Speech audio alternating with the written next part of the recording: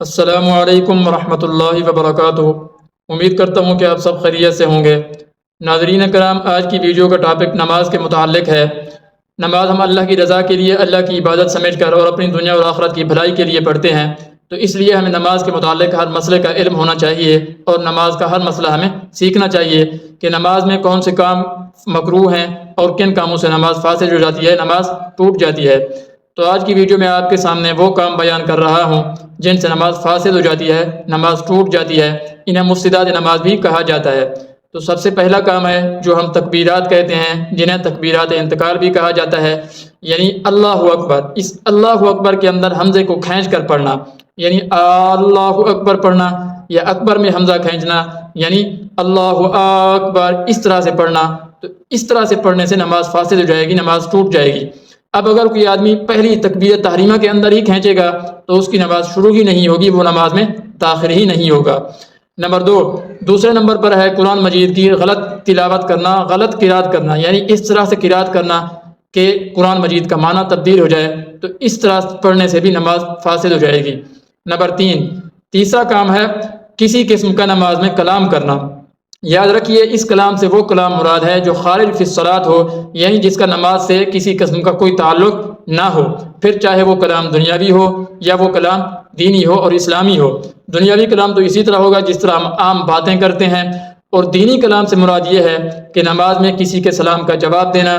یا سلام کرنا، یا اسی طرح اچھی خبر سن کر الحمدللہ کہنا، یا اسی طرح چھینک آنے پر بھی الحمدللہ کہہ دینا، یا پھر بری خبر سن کر انا للہ و انا الیہ راجعون پڑھنا، تو یہ اسلامی کلام ہے۔ اس طرح کے کلام کرنے سے بھی نماز فاسد ہو جائے گی، نماز ٹوٹ جائے گی۔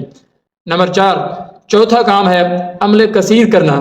یعنی ایسا کام کرنا جو آپ کو نماز کی حیت سے نکال دے، نماز کی شکل سے نکال دے، یعنی دور سے دیکھنے والا آدمی یہ سمجھے کہ یہ آدمی نماز میں نہیں ہے، یہ آدمی نماز نہیں پڑھ رہا۔ اس کی مثال یوں سمجھ لیجئے، جیسا کہ آج کل سردی کا موسم ہے، اب آدمی نے چادر پہنی ہوئی ہے، چادر اوڑھی ہوئی ہے، اب چادر کو سمیٹنے کے لیے، چادر کو سنبھالنے کے لیے اس نے، وہ قیام کی حالت میں تھا تو اس نے دونوں ہاتھ اپنے چھوڑ دیے۔ جیسے اس نے دونوں ہاتھ چھوڑے تو اب جو دور سے آدمی دیکھ رہا ہے تو وہ یہ سمجھے گا کہ یہ نماز میں نہیں ہے۔ تو اس طرح کرنے سے بھی انسان کی نماز ٹوٹ جائے گی۔ یا اسی طرح جس طرح آدمی جیب سے موبائل نکالتا ہے، موبائل بند کرنا بھول گیا، اب نماز میں فون آیا، اس نے جیب سے موبائل نکالا، اب اس کو دیکھ رہا ہے کہ یہ نمبر کس کا ہے، پھر اسی طرح اس موبائل کو بیزی کیا اور پھر لاک کر کے اس کو بند کر دیا، تو بھی اب جو دور سے آدمی دیکھ رہا ہے وہ یہ سمجھے گا کہ یہ آدمی نماز میں نہیں ہے۔ تو یہ عمل کثیر ہے، عمل کثیر کرنے سے بھی نماز ٹوٹ جائے گی۔ نمبر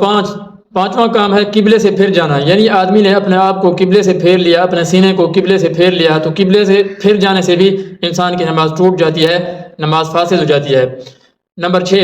چھٹا کام یہ ہے کہ نماز کے اندر باہر سے کوئی چیز کھا لینا،